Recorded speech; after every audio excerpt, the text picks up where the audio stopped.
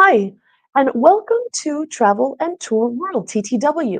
I'm Jennifer Deaton, and it's 10 a.m. currently in Atlanta, 3 p.m. in London, 6 p.m. in Dubai, and midnight in Melbourne. From shifting hotel trends to changing air travel dynamics and global tourism flows, we've got the headlines that matter to both travelers and the industry alike. Let's get started. International tourism to the United States is slipping, with sharp declines in arrivals from key markets, including the UK, Germany, South Korea, Colombia, Ecuador, even the Dominican Republic. Canada, once a top source of visitors to the US, has seen 2025 bookings plunge more than 20%, a sign maybe that the US could be losing some of its edge. Meanwhile, domestic tourism is booming, masking vulnerabilities in international appeal. As countries like Canada, Japan, and the UK are aggressively marketing themselves to global travelers, the US faces visa hurdles, infrastructure strain, and rising competition. Could explain some of those numbers. And the pressure isn't just on inbound tourism. US hotels are feeling the strain as well. The US hotel sector continues to post RevPAR declines, down 3.3% in the latest reports, with cities like Las Vegas, Houston, and Los Angeles hit hardest. RevPAR, or revenue per available room, is a key performance metric in the hospitality industry, and its drop reflects weak demand and economic uncertainty. In contrast, once again, Canada, Japan, and the UK are leading the global hotel recovery. Japan's Expo 2025 has boosted Osaka's performance, for example, and Canada reports double digit RevPAR growth in nearly half its markets. Luxury hotels in the US are a rare bright spot, but overall, the domestic hotel market is underperforming its global peers. The challenges continue in the skies, where airline staff across the world are demanding better working conditions. Air Canada flight attendants are preparing for a strike vote starting July 28th, following failed negotiations on pay, pensions, and work rules. They're joining counterparts from American Airlines, British Airways, Lufthansa, and others in a growing movement for improved conditions across the aviation industry. The coordinated push is intensifying, and any resulting walkouts could ripple across global air travel just as peak season unfolds. And if labor disputes weren't enough, extreme weather continues to snarl flight schedules across continents. Severe summer storms are sweeping across the US and Europe, leading to widespread airline disruptions from Texas to New York and across hubs in London, Amsterdam, and Paris. Passengers are facing delays, cancellations, and some chaos at airports.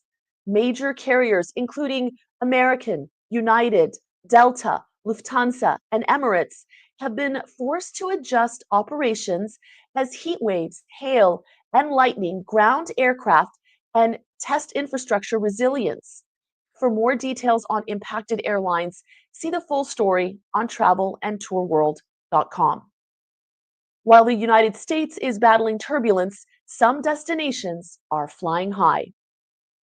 Greece is enjoying a 12.7% increase in tourism revenue in early 2025, driven by strong demand from Germany, Italy, France, and the United Kingdom. European visitors are spending more, staying longer, and offsetting a sharp 28% drop in US travel spending. With a growing focus on high end travel experiences and luxury tourism, Greece's rebound is also helping to reduce its deficit, proving the economic power of strategic tourism policy. Smart. And speaking of international access, Canada just gained a step ahead of the US.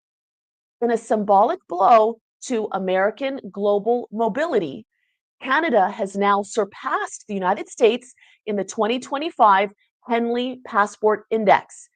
Canadian passport holders can enter 184 countries visa free or with visa on arrival, compared to only 182 for US citizens.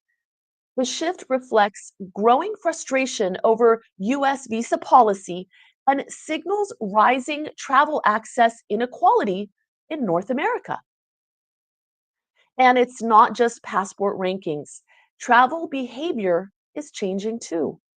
Canadian travelers are increasingly skipping US destinations in favor of domestic vacations.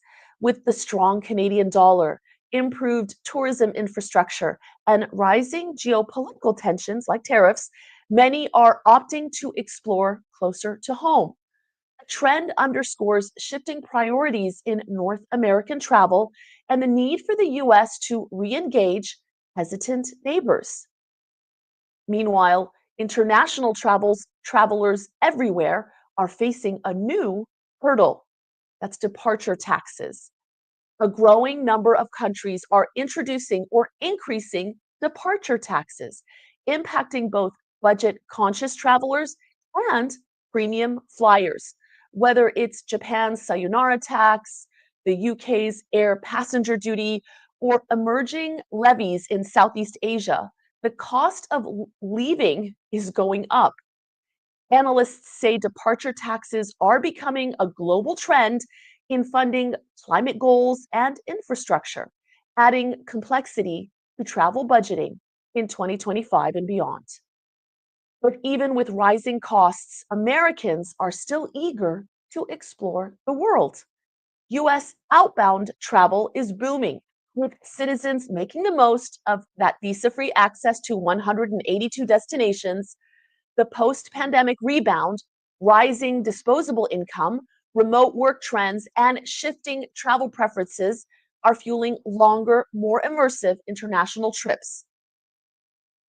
Top destinations for those US travelers include Italy, France, Japan, Costa Rica, and the UAE, while outbound tourism spending is projected to surpass 200 billion this year and may hit 440 billion by 2030. As travel patterns shift and competition heats up across the globe, the race is on to win the hearts and wallets of international travelers. For the very latest updates on travel trends, industry disruptions, and destination news, please visit us at travelandtourworld.com. I'm Jennifer Deaton. Thank you for watching and safe travels wherever you're headed next. See you next time.